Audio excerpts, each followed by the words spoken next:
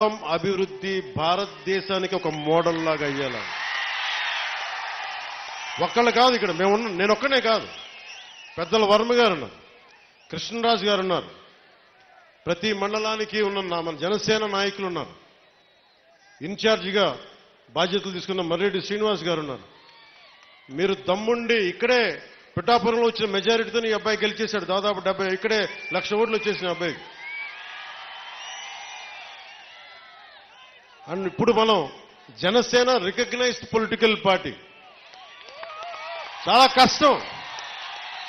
ఎన్ని దెబ్బలు ఎన్ని ఆటుపోట్లు ఇవన్నీ తట్టుకొని నిలబడ్డామంటే నా గురువుగారు ఒక ఆయన చెప్పారు ఇక్కడున్న నా ఇస్లాం మత ధర్మాన్ని పాటించిన మా జన సైనికులు చెప్తా ఉన్నాను వెళ్ళి ఇక్కడ బంగారు పాపమ్మ దర్గా ఉంటుంది నా గురువు సనాతన ధర్మాన్ని పాటించే గురువు ఆయన చెప్పింది ఎంత గొప్ప వ్యక్తి అంటే ఆయన చెప్పింది వెళ్ళి అక్కడ బంగారు పాపమ్మ దర్గా ఉంటే దాన్ని దర్శించాం అక్కడ చాలా శక్తి ఉంది దండం పెట్టుకు వెళ్ళి ఆశీర్వాదాలు కావాలి అంటే నేను వెళ్ళి లోపలికి వెళ్ళి కూర్చుంటే నుంచున్నాను ఇంతే ఉంది స్థలం అపారమైన శక్తి ఉంది అక్కడ ప్రశాంతత వచ్చింది దీవెన వచ్చింది అలాగే ఆంధ్ర బాప్టిస్ట్ చర్చ్కి వెళ్తే మనకు వెనకాల ఉన్న ఆంధ్ర బాప్టిస్ట్ చర్చ్కి వెళ్తే చాలా అద్భుతమైన ప్రార్థనలతోటి ఆ క్రీస్తు సూక్తాలు మనకి స్తుతులతోటి ఆ ప్రార్థన జరిగినందుకు ఆ చర్చ్ ఫాదర్స్ అందరికీ కూడా పెద్దలకి నా 2 చేతులెత్తి నేను వారికి నమస్కరిస్తున్నా నేను వారాహి తల్లి వ్రతం చేసిన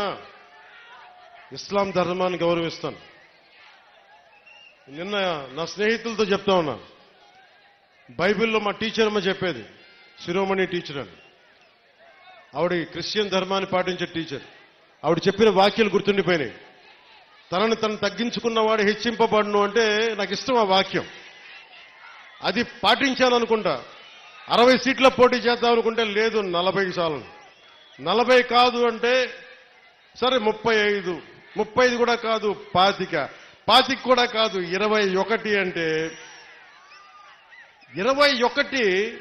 మొత్తం గెలుపు దేశం మొత్తం మాట్లాడుకునేలా చేసింది అంటే ఇది బైబిల్ సూక్తి గుర్తొచ్చింది ఒక బైబిల్లో ఉన్న సూక్తి ఎంత గొప్పది అంటే తనని తను తగ్గించుకుంటే హెచ్చింపబడతావంటే ఇంతకు మించిన సాక్ష్యం ఏం కావాలి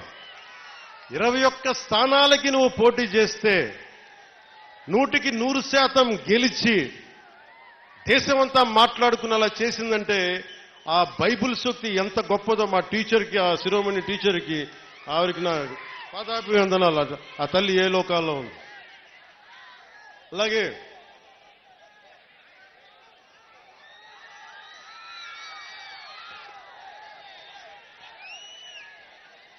ఉప్పాడ సభకు పెట్టుకున్నప్పుడు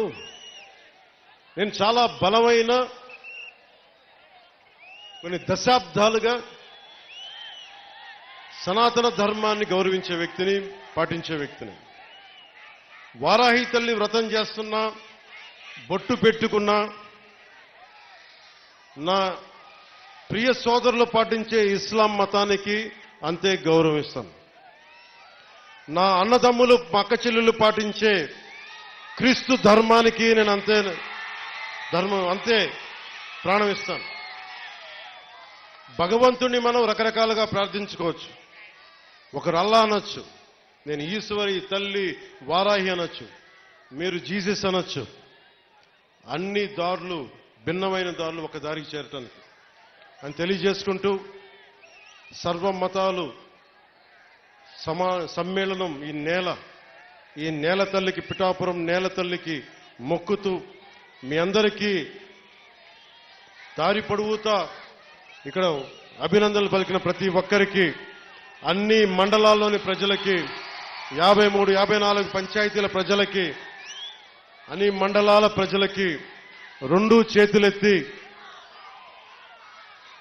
చేతులెత్తి మీకు శిరస్సు వంచి నేను నమస్కరిస్తున్నాను ఈ మేలు మర్చిపోలే గుండెల్లో పెట్టుకుంటాం మీరు గర్వించేలాగే పనిచేస్తాను కష్టపడే పనిచేస్తాను నా విజయం కోసం ఎక్కడెక్కడి నుంచో వచ్చిన పని చేసిన ప్రతి ఒక్కరికి పేరు పేరున కొన్ని లక్షల పేర్లున్నాయి, పేరు చెప్పలేకపోతున్నాను, కానీ నాకు అందరి పేర్లు నా గుండెల్లో ఉన్నాయి. మీ అందరికీ పేరు పేరున ధన్యవాదాలు. జన సైనికులు, మా ఆడబిడ్డలు, వీర మహిళలు, గృహిణులు, పెద్దలు, ఏం తిరిగారు మీరు, ఏమి తిరిగారు? ఎండనక వాననక విపరీతమైన ఉష్ణోగ్రతలో కష్టపడి మీరు తిరిగి గెలిపించినందుకు ఈ నేల రుణం తీర్చుకుంటాం. సరే అని పంచుకున్నా ఒకటి చెప్తా, మీరు ఎమ్మెల్యే గారి తాలూకా, పిఠాపురం ఎమ్మెల్యే గారి తాలూకా అని జాగ్రత్త, చెడ్డ పేరు తీసుకురాకండి. పోలీస్ అధికారులు, ఆర్టీఓ అధికారులు ఆపి మీ నెంబర్ ప్లేట్ ఏదంటే మా పిఠాపురం తాలూకా అని చెప్పకండి, కొడతారు, నన్ను తిడతారు.